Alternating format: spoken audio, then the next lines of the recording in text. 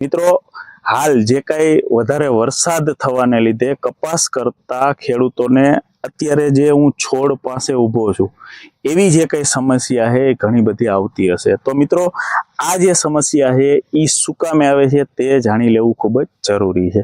મિત્રો, આ જે કઈ છોડ છે એની અંદર પેરાવિલ્ટ આવેલો છે। શું થાય છે તો કે જ્યારે વધારે વરસાદના કારણે આપણી જમીનમાં જેટલું પાણીની સહન કરવાની એટલે કે અંદર ઉતારવાની ક્ષમતા હતી એટલું પાણી જમીને અંદર ઉતારી લીધું હોય છે। ત્યાર પછી જે કાંઈ પાણી ઉપર રહેતું હોય છે અથવા તો જે કાંઈ વધારે વરસાદને કારણે સતત પાણી ભરાઈ રહેતું હોય છે, ત્યારે જે કાંઈ તંતુમૂળ હોય છે એ ડેમેજ થઈ જાય છે।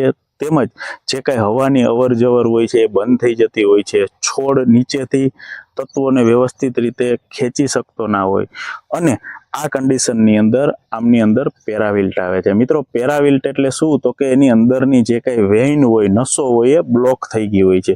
તો એના માટે શું કરવાનું છે તો કે મિત્રો, એના માટે જ્યારે વરસાદ રીએ ખેતરમાં હલાય એવું થાય એટલે તાત્કાલિક ધોરણે કોઈ પણ સારી સિસ્ટેમિક ફંગીસાઇડ હોય એટલે કે ફૂગનાશક દવા હોય તથા એની સાથે ICL કંપનીનું પીકવંડ 04932 કે જે ભારે ફોસ્ફરસ અને પોટાશયુક્ત ઉપરથી સ્પ્રે કરવાનું ખાતર છે એ 15 લીટરના પંપની અંદર 100 ગ્રામ નાખવાનું છે। તેની સાથે ICL કંપનીનું 12% EDTA ચિલેટેડ ઝીંક આવે છે એ 15 ગ્રામ।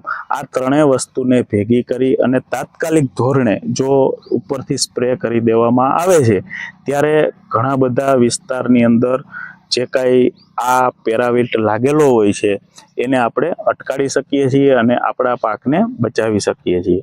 અસ્તુ।